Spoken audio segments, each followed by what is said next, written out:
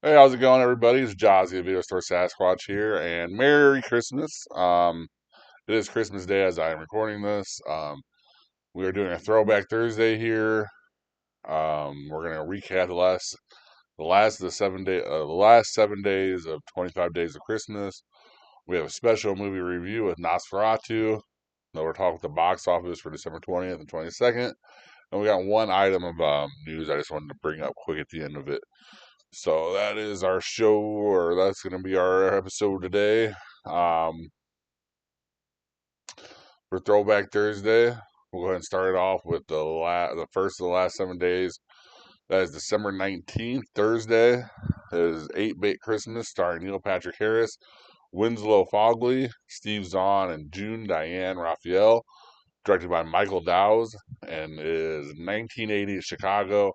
A 10-year-old sets out on a quest to get the Christmas gift of his generation, the latest and greatest video game system.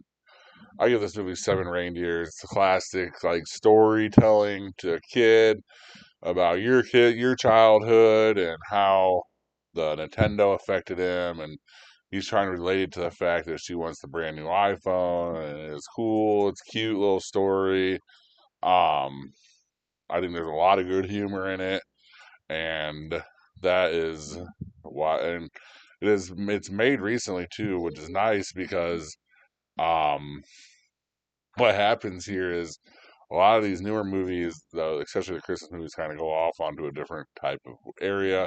This one kind of stays more like a classic Christmas theme, classic Christmas stuff here. So I did enjoy it. Um, that was 8-Bit Christmas. Then that was Thursday, the 19th, 8-Bit Christmas, and then we'll go to the 20th, December 20th, Friday, a Christmas story starring Peter Billingsley, Melinda Dillon, Darren McGavin, and Scott Schwartz, directed by Bob Clark.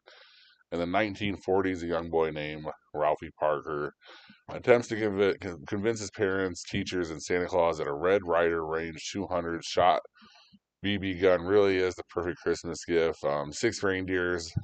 We all know that Turner bought this property later on and then started playing it every year, and that's kind of how we get it. But when you think about the story, it's a decent story. It's a kid trying to tell you how he got his gun and kind of like how he got his childhood. We have the classic tongue on the pole, frozen pole stuck to it. Just the bully getting beat up. A lot of good tropes in this movie, a lot of good stories. So this movie is, one of the classics. That's why it's kind of at the end of the month here.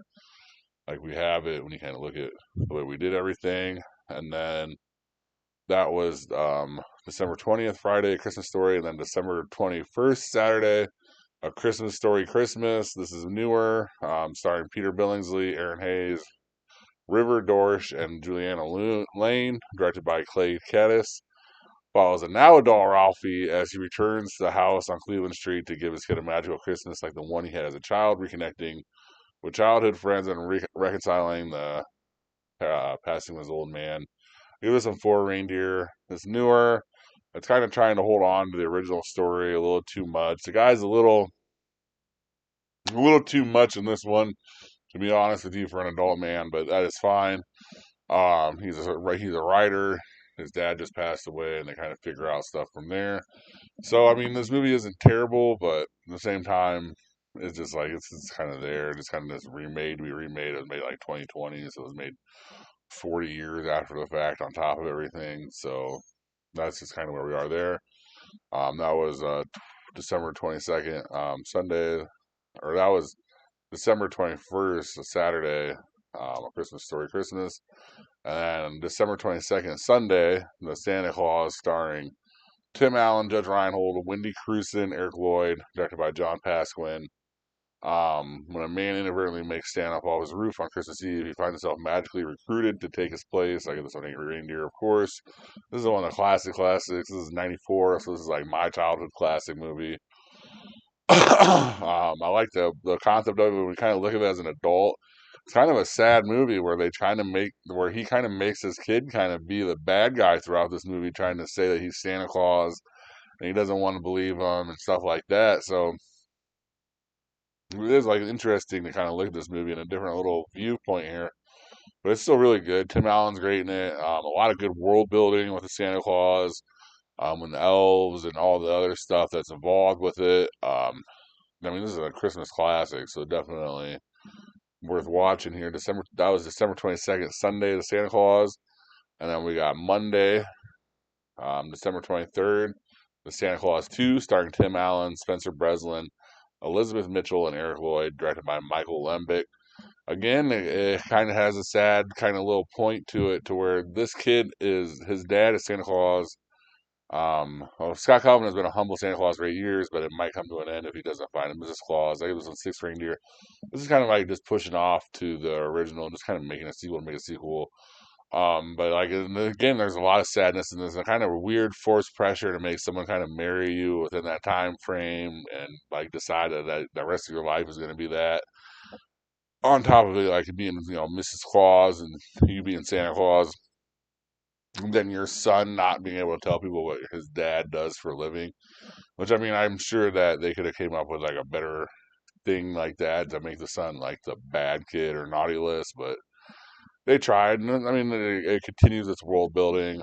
We got a third one that wasn't as great as the first two. That's why we didn't involve it with this after this. So that's where we're at. That's December 23rd, Monday. The Santa Claus 2. This is December 24th, at Christmas Eve, Tuesday.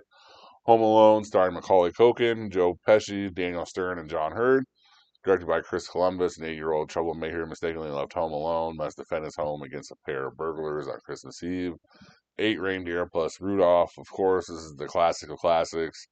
The only reason why we didn't watch it on Christmas is because we have a second one that we can watch, and then we're gonna put that one on Christmas, and that's still a classic. So that's where that is. This is. It always kind of makes you wonder what Macaulay Culkin could have been when you watch these movies. And then you kind of get what you got with him, and you're just kind of happy it was. It's a great movie, classic movie. I mean, of course, the burglaries aren't going to make it. Of course, there's a lot of slapstick humor into it, but it just had to be what it was. And then so that was Christmas Eve, December 24th, Tuesday, Home Alone. Wednesday today. Earlier today we watched Home Alone 2, Lost in New York, starring Macaulay Culkin, Joe Pesci, Daniel Stern, Catherine O'Hara, directed by Chris Columbus. Kevin is separated from his family again when he accidentally board a flight to New York City during a Christmas trip to Miami. However, he crosses paths with the same burglars who plan to rob a toy store on Christmas. 8 reindeer. This is a little bit a derivative of the first one, but I mean, ain't nothing wrong with that. First one's a classic. No reason to really stray off from that too much. Yeah, I mean these are the two movies that I try and watch every year around this time, if it's not on Christmas, just around Christmas time in general. Maybe to start your Christmas time if you're gonna do it in the early part of December.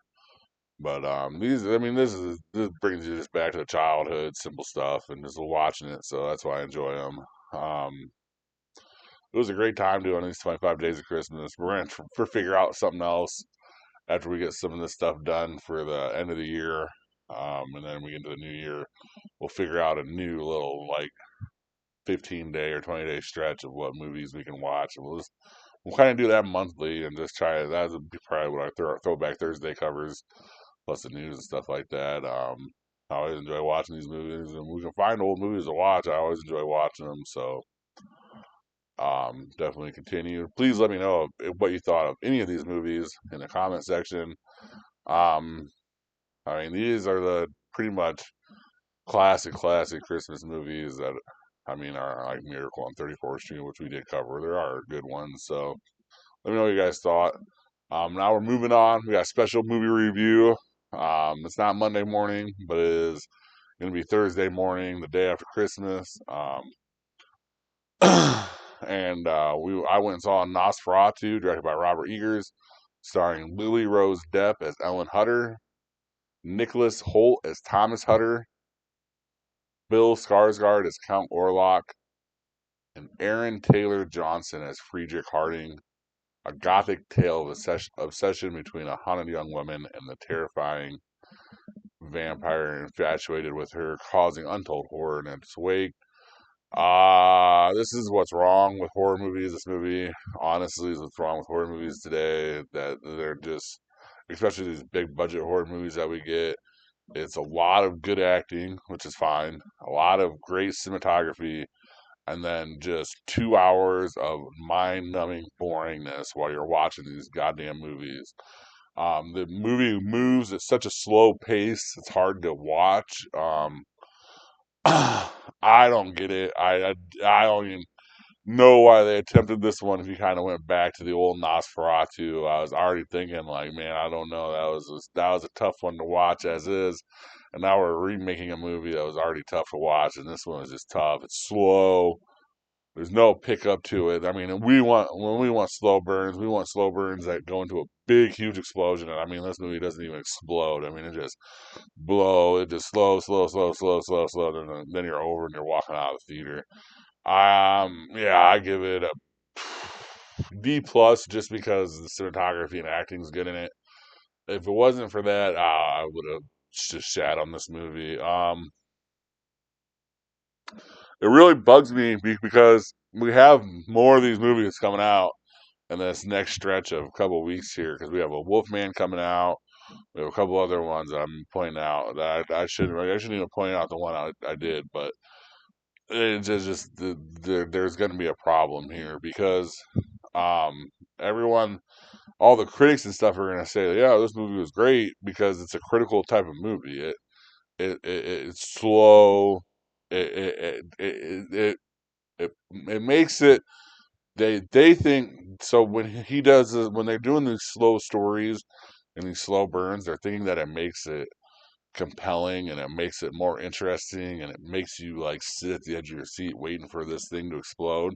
The problem is if you don't have the explosion like this movie doesn't have, then you just sat at the edge of your seat, or you didn't even sit there, just you sat at the back of your seat, probably half asleep, just waiting for something to freaking happen, and nothing ever happens, and nothing cool happens. Very minimal gore, very minimal stuff. I would have, I think I would have rather watched Mufasa or another, or maybe the Moana movie or something else other than this movie. I don't recommend it. Yeah, it's just bad. It's unfortunate, but it's just the way it is. It's just the state of horror movies today.